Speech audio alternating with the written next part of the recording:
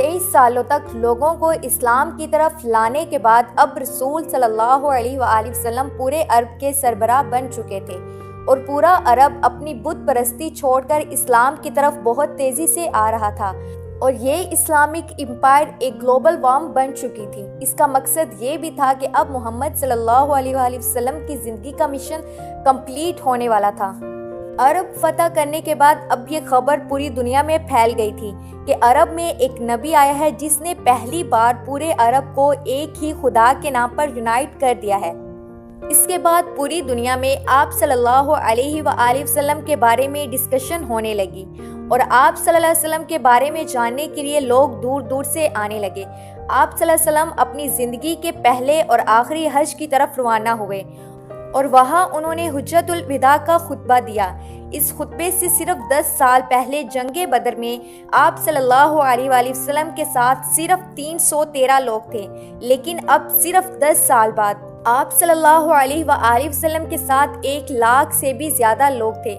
جن میں ہر race, white, brown, black سب کھڑے تھے اور وہاں آپ صلی اللہ علیہ وآلہ وسلم نے سب سے پہلے ریسز کو ختم کرنے کا حکم دیا اور کہا کہ کسی وائٹ کو، کسی بلیک، کسی عربی کو، کسی اجمی پر کوئی فوقیت نہیں، اور عورتوں کے حقوق پر بھی بات کی۔ آپ صلی اللہ علیہ وآلہ وسلم نے اس دن جو باتیں کی ان میں سے آج بھی کچھ UN چارٹر کا حصہ ہیں۔ اس خطبے کے آخر میں وہاں کھڑے سارے لوگوں نے گواہی دی کہ آپ صلی اللہ علیہ وآلہ وسلم نے دنیا کے آخری پیغمبر ہونے کا حق ادا کر دیا ہے۔ حج کرنے کے بعد آپ مکہ سے مدینہ کی طرف روانہ ہوئے۔ راستے میں آپ صلی اللہ علیہ وآلہ وسلم نے مسلمانوں کے اس پورے قافلے کو غدیر کا مشہور خطبہ دیا، جس میں ہزاروں مسلمانوں کے سامنے آپ نے فرمایا کہ جس کا مولا میں ہوں اس کا مولا علی ہے۔ اس سے پہلے غزوہ تبوک کے موقع پر آپ صلی اللہ علیہ وآلہ وسلم حضرت علی کو اپنی جگہ مدینہ کا لیڈر بنا کر گئے تھے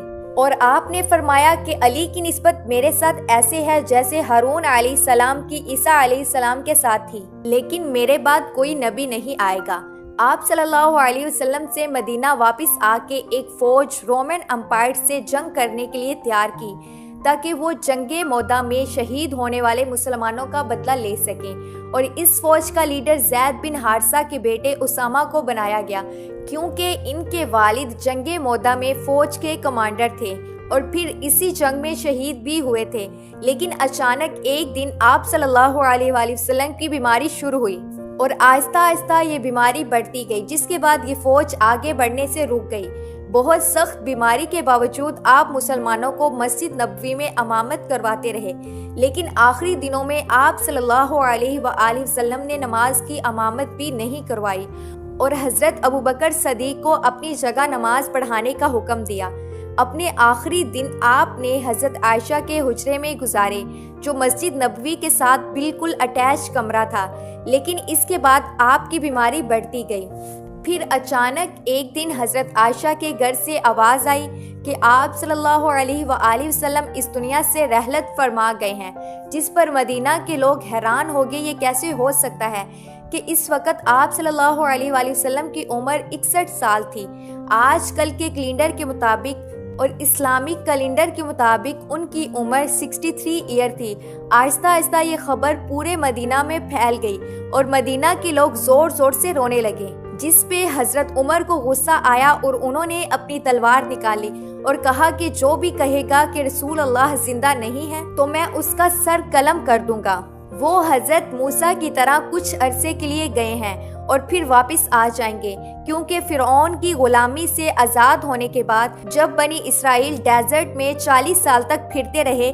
تو حضرت موسیٰ اپنی امت کو 40 دنوں تک چھوڑ کے کوہ طور پر اللہ تعالیٰ سے بات کرنے کے لیے گئے تھے، جس کے بعد ان کی امت بنی اسرائیل نے یہ سوچا کہ حضرت موسیٰ وفات پا چکے ہیں، لیکن اصل میں حضرت موسیٰ علیہ السلام زندہ تھے اور 40 دن کے بعد واپس آ گئے تھے۔ اس لیے حضرت عمر نے بھی یہی کہا کہ آپ صلی اللہ علیہ وآلہ وسلم اللہ سے ملنے کے بعد واپس آ جائیں گے۔ وہ یہ اس لیے کہہ رہے تھے کیونکہ رسول صلی اللہ علیہ وآلہ وسلم ہمیشہ کہا کرتے تھے کہ ہم مسلمان رومن امپائر اور پرشین امپائر دونوں کو فتح کریں گے اور مسلمان پوری دنیا کی سب سے طاقتور قوم بنے گی۔ اب یہ کیسے ہو سکتا تھا؟ یہ سب ہونے کے بغیر آپ مسلمانوں کو چھوڑ کر چلے جاتے، لیکن حضرت عمر کو اس بات کا پتہ نہیں تھا کہ ایک دن اللہ انہی کے ہاتھوں یہ سارے علاقے فتح کرائے گا۔ حضرت عمر مسجد نبوی میں تلوار لے کر کھڑے رہے جب تک کہ حضرت ابو بکر صدیق، جو آپ صلی اللہ علیہ وآلہ وسلم کے سب سے کلوز دوست تھے،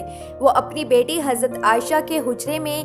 آپ صلی اللہ علیہ وآلہ وسلم کے پاس گئے اور ان کے ماتھے پر بوسہ دیا۔ حضرت عمر اب بھی تلوار لے کر کھڑے تھے اور لوگوں کو آپ صلی اللہ علیہ وسلم کی وفات کے بارے میں بولنے سے روک رہے تھے، لیکن حضرت ابو بکر صدیق رسول صلی اللہ علیہ وآلہ وسلم کے منبر پر کھڑے ہو گئے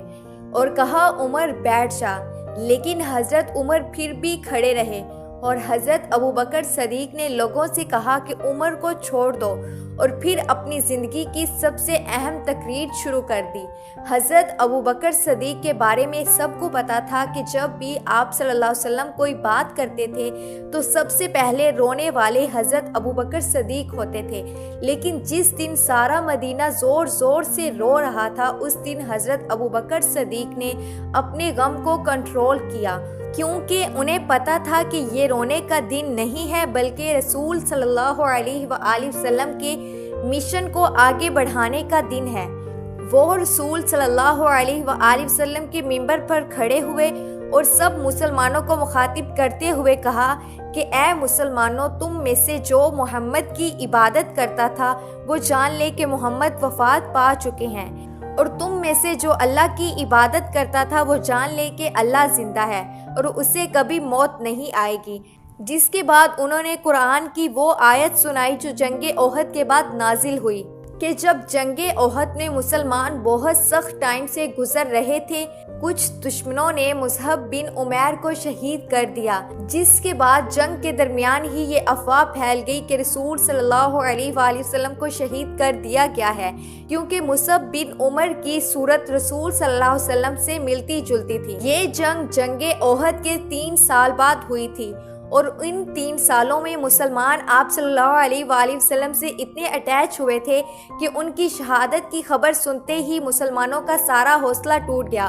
اور کچھ صحابہ تو جنگ کے درمیان ہی بیٹھ کر رونے لگے، اور مسلمان بالکل جنگ چھوڑنے کے قریب آ گئے تھے۔ جس کے بعد اللہ تعالیٰ نے قرآن میں فرمایا کہ محمد تو ایک رسول ہے، جس سے پہلے اور بھی رسول گزر چکے ہیں، تو اگر محمد وفات پا جائیں یا انہیں شہید کر دیا جائے تو تم کیا اسلام سے پیچھے ہٹ جاؤ گے؟ جیسے ہی حضرت ابو بکر صدیق نے یہ آیت مسلمانوں کے سامنے تلاوت کی، حضرت عمر جو باڈی میں بہت مضبوط اور طاقتور شخص تھے، وہ بالکل زمین پر گر گئے، اور صحابہ نے کہا کہ یہ ایسے تھا جیسے یہ آیت ہم نے پہلی دفعہ سنی ہو۔ حضرت ابو بکر صدیق کے سمجھانے کے بعد مسلمانوں کو آہستہ آہستہ سمجھ آنے لگی کہ واقعی ہی رسول صلی اللہ علیہ وآلہ وسلم اس دنیا سے رحلت فرما چکے ہیں۔ لیکن اب جب سارے مسجد نبوی میں موجود تھے تو اچانک کچھ لوگوں نے آ کے بتایا کہ مدینہ کے انصار رسول صلی اللہ علیہ وآلہ وسلم کے بعد لوگ اب اپنا نیا لیڈر چوز کرنے والے ہیں۔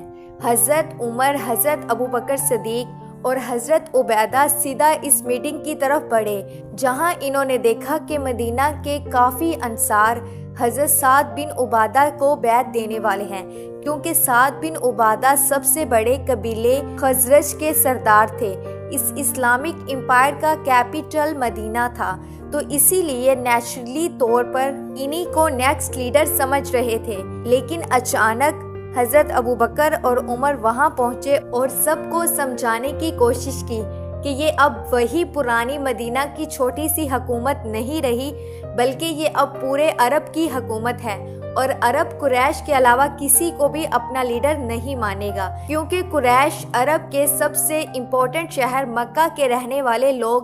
جن کی پورا عرب بہت عزت کیا کرتا تھا، کیونکہ مکہ میں عرب کی سب سے بڑی ہولی سائٹ کعبہ ہے۔ بہت سال پہلے ابراہہ کے 60,000 کے لشکر کو